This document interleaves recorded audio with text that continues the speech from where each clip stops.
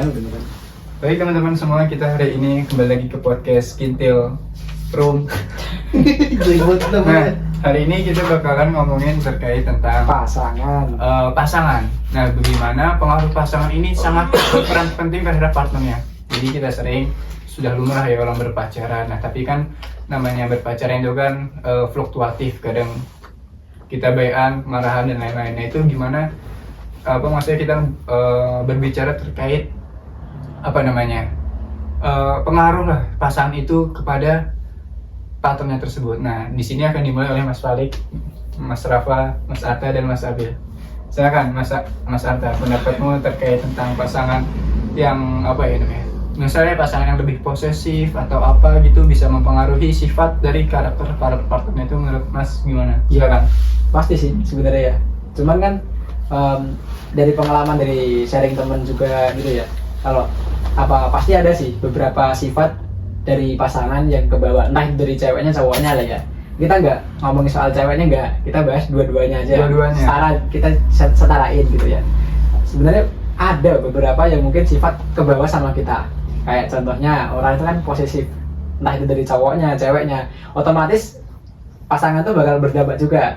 Kayak misal dijauhi orang karena itu ya, jadi orang tuh jaga jarak sama kita. Kalau beberapa orang mungkin pasangannya posesif seperti itu, jadi mungkin beberapa ada yang kebawa juga. Kayak misal ada pasangan yang mungkin anti kamera, terus anti media sosial. Kita pun nanti kalau nggak bisa ngebangun nge-branding sendiri, nguatin motivasi kita sendiri buat action di depan kamera, ikut kebawa ke sana juga. Kita anti kamera juga nantinya. Kayak orang posesif, nanti kita juga ikut posesif segala macamnya. Pasti ada titik di mana beberapa sifat dari pasangan kebawa sama kita. Entah itu dari segi ceweknya, cowoknya segala macamnya. Itu pasti ada sih. Kalau pengalaman ya, dari pengalaman sharing segala macamnya pasti ada. Jadi kayak apapun yang dilakuin oleh pasangannya itu bukan berdampak sama pasangannya dia juga gitu. Kalau menurut Mas Falik gimana, Mas Falik, dengan pendapat Mas Arta? Setuju nggak? Sangat setuju ya, Mas. Karena ya memang yang saya rasain juga kayak gitu, Mas. Jadi Mas Falik punya pengalaman sendiri kayak pasangan Mas Falik pernah ngelakuin hal tersebut, Mas Falik jadi lebih tertarik ke bawah itu itu otomatis, Mas. Otomatis. Salah satunya dari pengalaman Mas Falik seperti apa? Dari pengalaman saya, Mas. Menjalin asmara tersebut gimana? Dari Aku saya Lanjut aja, mau coba. Saya tahu saya tak. Lanjut santai. Kita ngobrol ibarat. Gimana tadi, Mas? Ulangi, Mas. Gimana tadi Mas Arto udah ngejelasin kayak pasangan itu bisa berdampak gitu, mempengaruhi pasangannya, partnernya gitu. Contohnya kayak tadi posesif. Jadi cowoknya tuh lebih hati-hati, lebih takut gitu. Yes. Nah, misal kalau Mas Falik sendiri punya pengalaman sesuatu nggak terkait hal tersebut? Yang mirip sama Mas Arta tadi, Mas. Kan cewek saya, ya bukan cewek, Mas. Ya, masa lalu gitu aja. Masa lalu. Ini menarik nih. Soalnya kita kalau udah ngomongin masa lalu pasti itu berat guys. Makanya kalau berat nggak usah diceritain. Ini buat pembelajaran teman-teman kita, Mas Falik. Ya, saya kalau kayak gitu itu sakit, Mas. Jadi mending Mas Abil dulu aja deh, Mas. Gimana Mas Abil, pengalaman Mas Abil terkait tentang tema ini? Nah, kalau dari saya itu sebenarnya itu banyak sih yang dari sifat cewek saya itu yang saya ikutin gitu. Contohnya kalau posesif, kayak Mas Arta tadi, itu pasti setiap pasangan pasti ada. Pasti ada. Nggak mungkin nggak. Sifat-sifat seperti itu. Nah, kalau aku ini kayak gimana ya? Kayak kalau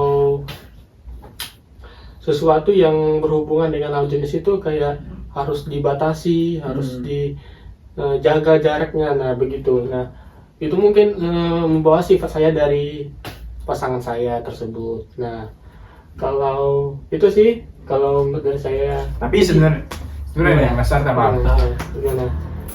Hal ini tuh baik atau enggak? Sebenarnya kita tuh sebagai pasangan ya, sebagai cowok lah, ibarat kita ngomong sebagai cowok ya, karena kita cowok. Itu lebih baik kita ngikut atau gimana ya cara kita mengkondisikan diri kita di dalam masalah tersebut tuh gimana sebenarnya? Solusi dari Mas Arta? Kalau dari saya ya, ikutin kata hati sih sebenarnya. Ikutin kata hati aja sebenarnya sih. Terus kalian mau arahnya kemana? kalau emang itu nggak sejalan sama prinsip kalian dari pasangan kalian ya jangan dilakuin. Kalau nggak sejalan sama prinsip kalian, ya utamanya kan kalau sebelum ngejalin hubungan kalian kasih tahu dulu nih prinsip kalian kayak gimana. Terus Fair, gitu. iya biar fair gitu, biar sebelum ngejalanin hubungan tuh ada kejelasan. Ini arahnya mau kemana gitu. Makanya ya mungkin beberapa orang mungkin pacaran cuma pacaran aja, mereka nggak tahu impact kedepannya bakal kayak gimana. Makanya ada yang bilang orang itu jatuh cinta 3 fase. Wih, Tiga fase. ini poin ini apa nih? Nanti tolong. Ya. Tiga fase. Tiga fase. Yang pertama itu kan cinta monyet. Cinta Ya monyet. mungkin paling zaman SMP gitu ya. Suka-sukaan lah gitu, suka-sukaan sama cewek gitu ya. Suka-sukaan sama cewek. Terus habis itu cinta yang bikin sakit. Cinta yang bikin sakit katanya. Mungkin itu awalnya dari masa-masa SMA, SMK gitu. Itu mungkin diawali itu. Itu masalahnya pengalaman banget berarti. Apa? Pengalaman banget. Enggak, ini beberapa orang itu nyatainnya kayak gitu. Survei lamangannya kayak gitu. Ini bukan nakal. Ya, kita Bukan ada ini bukan penelitiannya, ada penelitiannya. Ini Oke. kita udah research, gapnya masuk, nah kita bahas itu. Bahas itu ada 3 fase tadi. Yang pertama cinta monyet, mungkin waktu SMP suka-sukaan karena dia cantik, berbakat, Masuk, segala masuk, macamnya gitu ya. masuk. Gitu. Terus cinta yang bikin sakit. Biasanya tuh kita bikin glow up biasanya. Wih. Dapat zaman SMA tuh glow up-nya tuh Wah. kelihatan banget gitu sama kedinginan kita. Cowok cool banget gitu ya. Terus cinta beneran yang bener-bener sefrekuensi, punya apa namanya rencana ke depan segala macamnya. Mungkin dimulai dari masa-masa kuliah, tapi ada juga yang di masa-masa kuliah bikin sakit hati juga banyak. Itu juga banyak itu. ya. Stop dulu nanti kita bisa langsung masuk. Oke. Tapi itu habisin dulu. Ya habisin dulu ya. Gitu. Terus mungkin yang paling beneran ya mungkin rata-rata udah di posisi udah kerja, yang udah beneran. Kadang mereka emang bener-bener butuh dan juga dikejar umur biasanya. Jadi orang tuh kalau cewek mungkin nggak semua sependapat ya. Kalau cewek itu kan istilahnya mereka tinggal nungguin sebenarnya. Iya. Nungguin si cowoknya. Baik dari segi finansial, terus jasmani rohani dan segala macamnya. Cewek itu tinggal nungguin sebenarnya. Mereka pun nggak usah yang mengejar ekspektasi tinggi pun nggak masalah. Karena kalau mereka nunggu pun pasti ada yang ngejar kalau cewek. Kecuali kalau cowok. Masuk. Cowok itu harus berusaha dulu. Istilahnya dia harus berperang dulu baru dapat hasil rampasan perang. Kayak gitu. Kata-kata. Itu bisa dicatat itu. Itu makanya kenapa kok cowok kadang itu suka ngelamun, terus kadang meskipun kita nggak cerita pun mata kita pun sebenarnya pengen bercerita aja gitu. Kayak kita ngelamun ya nih bisa ngapain gitu, terus kita mikirin kedepannya bakal kayak gimana, terus nanti aku dapat kerjaan kayak gimana, apalagi kita masih kuliah ya nih, masih kuliah. Belum tahu yang namanya dunia kerja kayak seperti apa tuh belum tahu, terus kebutuhannya bakal kayak gimana tuh belum tahu, belum ada rencana matang ke depan lah istilahnya. Soalnya kita pun juga masih mikirkan ke depan kuliah gitu loh, kita masih semester 6, masih magang kita, terus KKN, terus atur judul skripsi segala macam, sempro, munakosa dan lain sebagainya. Makanya kita belum tahu nih, mungkin bagi teman-teman yang udah kerja, udah punya kebutuhan, ya itu kasih tips ya kita bagi teman-teman yang lagi kuliah gitu ya, atau mungkin share locker juga apa. Nah kita sekarang lanjut ke Mas Fali. Mas Rafa dulu. Mas Rafa. Itu Mas Rafa pengalamannya gimana? lebih- Enggak, sekarang Mas Rafa tuh menurut Mas Rafa tuh gimana, maksudnya kayak pasangan itu kayak pengaruh gitu sama partnernya itu gimana Mas Rafa? Gimana cara pasangan itu mengkondisikan satu sama lain gitu? Sebenarnya susah sih buat jelasin, soalnya saya pun nggak punya pengalaman. Nggak punya pengalaman. Tapi mungkin lebih ke ini kali apa? Mungkin kayak kadang pasti ada tuh aura perempuan itu lebih dominan dibanding Cowoknya. ya laki-laki, dan itu yang membuat kayak laki-lakinya itu jadi keredup gitu, dan itu pun kepribadian asli yang lagi pun Laki-laki. keredup dan akhirnya ya terkubur gitu, jadi malah Oh, jadi minder laki-laki. jadi Tapi kan ini kan bahasnya soal posisi negatif semua. Ada pun sisi negatif positifnya juga. Salah satu yang Mas Fali sebenarnya. Kita dari POV Mas Fali. Ketika pacaran itu kan ada sisi negatif sama positif. Kayak kalau negatif kan udah pasti dilarang sama agama. Iya.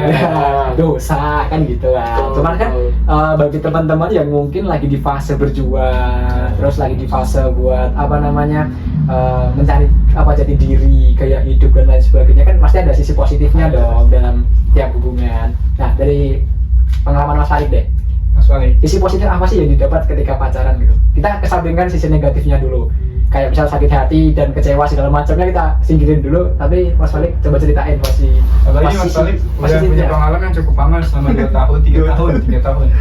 Positifnya apa? Lebih semangat sih mas. Lebih semangat. Ketika ada pasangan lebih semangat. Apalagi kalau banyak tugas Oh, iya. lagi pusing-pusingnya untuk sama Semangat, tetap gitu. iya. Sama tetap. Emang lebih menyenangkan mas. Oke. Kalau jomblo ini kan agak susah mas. Oh, iya. Kadang mau cerita ke siapa juga nggak tahu. Nah, gitu. Ada aku. Ah itu susah. Iya, Mas. Tapi kita kan nggak harus sama pacar, tapi bisa kita Beda mas, rasanya itu beda. Beda. Masuk. Cerita sama pacar sama cerita sama temen itu Beda. feel-nya beda mas. tapi kita bisa melakukan kegiatan yang selain cerita gitu, misalnya melakukan kegiatan yang positif, nggak harus memikirkan kita harus bercerita kepada pasangan gitu mas. Mas ada yang pikiran kayak gitu mas, melakukan hal-hal yang positif gitu mas, termasuk hobi mas gitu. Ya selama fase habis putus kemarin berusaha mas untuk bisa menjalankan kehidupan yang lebih baik lah mas. Menjalankan hobi, jadi sering kumpul sama teman-teman. Tapi Sebelumnya tidak pernah kumpul dengan teman-teman. Tuh dengar percaya. Selalu langsung pulang habis dari kuliah. Jadi itu sisinya mas, sisi positif sehabis putus itu. Habis putus. Oke. Walaupun sekarang nggak ada teman buat ngobrol kalau tiap malam, 8:30 juga udah tidur. Kalau pusing sendiri sekarang mas. Udah nih, Cok. Udah. Udah, Cok. Udah. Gimana? Mas Apil mau ada tambahan mas? Sudah cukup mas mungkin itu. Mungkin buat tips ya buat teman-teman ya, motivasinya kalau udah berpasangan jaga komitmen aja. Jaga komitmen. Terus komitmen. Kalau udah punya yang sempurna, jangan cari kesempurnaan yang lain. ya masuk. Itu Mas Abil terakhir, ayo. Yang terakhir, jangan pernah cek HP pasangan. Itu penyakit bro, penyakit. Itu posisi banget sih, Bro. Itu terlalu positif, terlalu tekan banget sih, terlalu Itu tekan. gila. Cek HP, megang akun sosmed pacar, itu jangan Itu sama sekali. buset itu Contohnya. gila sih. Jangan sih, jangan ya, jangan. Ya. Itu penyakit. Sebentar Mas Alda. Rafa ya, Rafa. Hah? Pesan-pesan terakhir. Hah? Pesan terakhir. Pesan terakhir apa? Tips atau apalah Tips sesuatu. buat teman-teman. Apa? Oh iya, ini kan buat yang lagi kayak mungkin lagi patah hati terputus gitu. Ya saran ini mungkin buat cari pelampiasan, jangan dengan ke orang lain gitu. Oh, masuk. Bagus. ini Masuk. tiga buset keren banget ini tiga. Terus jangan ya, ini sejauh apapun kalian pergi, terus kalian kemana, jangan lupa jalan pulang. Karena jalan pulang itu yang terbaik, seperti tanah airku. Ya cukup sekian ya teman-teman, terima kasih telah menyaksikan video Kintil. Kita lanjut episode Selanjutnya. selanjutnya. See you soon.